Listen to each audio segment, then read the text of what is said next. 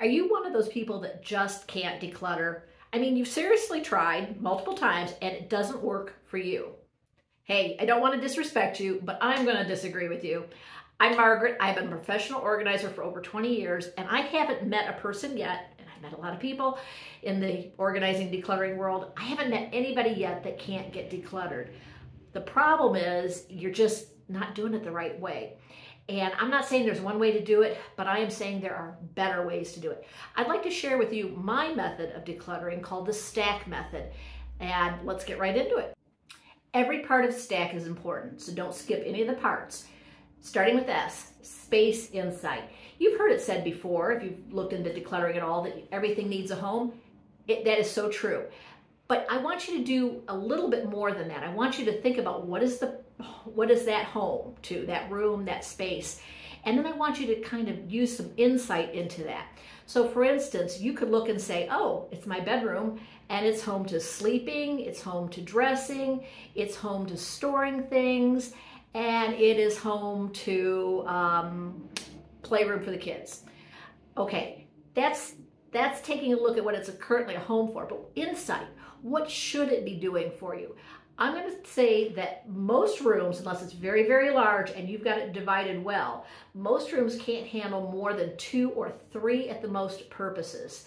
So don't let your bedroom be a place that you're sleeping and you're dressing, and it's an exercise room because it's got the treadmill, and it's a storage room because you've got box after box after box, and it's a playroom because there's toys from the kids in it. That's too many things. Narrow it down to 2, at most 3 purposes. And I'd like to encourage you to stick to 2. Now, anything that doesn't fit those purposes does not belong in that room. So you're not going to keep a toolbox in your bedroom closet. You are not going to keep sports equipment in your bedroom. It doesn't fit the purpose of that room. Super important. T is for today you.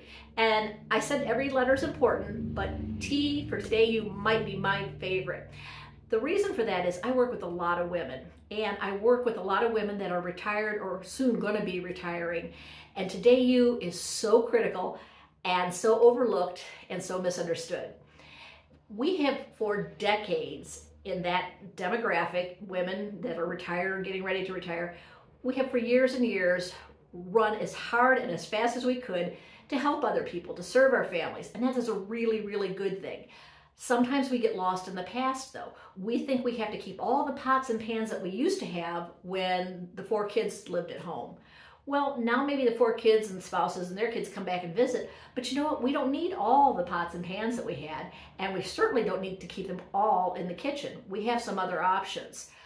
Today you is also really important in the closet. What are we wearing? Our size probably has changed a few times over the years, right? What we're doing work-wise, maybe we're not working at all. Maybe we're working but only part-time. Maybe we're working from home. Our wardrobes can be different than those suits that we paid a lot of money for back in the day, but are just hanging in the closet and literally collecting dust. Today you take some thought. It's not something you sit down unless you're very self-aware, and that's fantastic if you are, but it's not something you just sit down and in 5 minutes say, hey, you need to recognize, what does your body want these days? Probably doesn't want 4-inch heels. What suits you? What are you actually doing? Not the things that you intended to do. You know, I always intended to learn to play the piano. I never did. Well, okay, not that you can't do that at age 68, but are you really going to do it, especially if you don't have a piano? Probably not. So today you, because what we want to do is make sure that we are suiting that person that we are now, not who we used to be. A is align and achieve.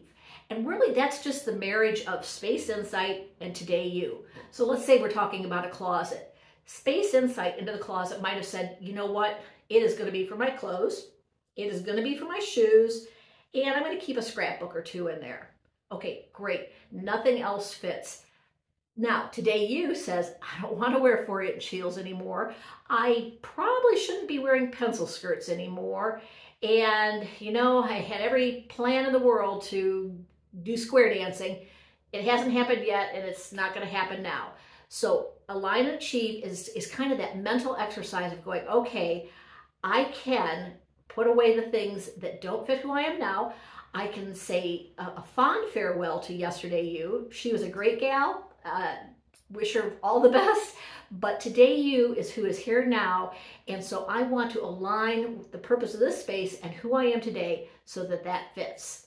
Most people think that decluttering is about the C that I'm going to talk about now, and that is clutter controlled.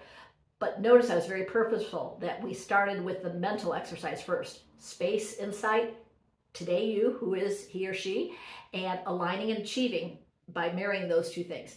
Now we're going to talk about clutter controlled. And if you have watched me on social media, if you have worked with me, if you know me, you will know that the song that I'm always singing is decluttering little bits consistently will get you much further than looking for a big block of time.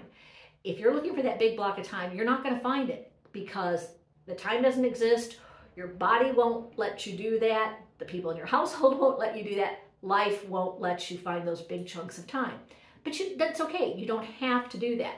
My recommendation is if you have some serious decluttering, maybe you're working with a deadline, do 30 minutes a day and do it for 5 days a week. If you don't have that much, but you need to make some progress, do it 3 or 4 days a week. Why? Because you want to be able to sustain it. Even if you have a great day or two of decluttering, it can be easy to ride that high and enjoy that dopamine, but can you sustain it? My experience tells me you can't. Don't do that to yourself. So when you're setting up decluttering sessions, always make sure, and let's say you're doing the 30 minutes, always make sure you're leaving about 5 minutes at the end for a 30-minute session to put away things. And putting away means something could go to the trash, recycling, donation, somewhere else in the house. If you're doing 60 minutes, and it's okay, I really wouldn't go beyond 60 to 90 minutes tops, because that's when it starts getting very dicey what you can sustain. But in that case, leave about 10 minutes at the end to do the same. Why are you doing that? Well, one, you've just put in 30 plus minutes of decluttering, and if you leave the piles, you don't get to enjoy the success. You've just done something. So, not good for the brain. Secondly, piles are like seeds. They germinate when left alone. And so if you leave a pile, it will creep. People will add stuff to it. You'll stop seeing it eventually. It just isn't good. So keep things manageable by taking care of your pile each time. The other thing about decluttering and actually getting into that clutter control is it is really hard to do it, especially if it's a big job, by yourself. That's why working with a professional organizer helps. You get great advice. I mean, that's part of what I do with my clients, but also just having somebody that's sharing the journey, crying the tears, laughing the laughs with you.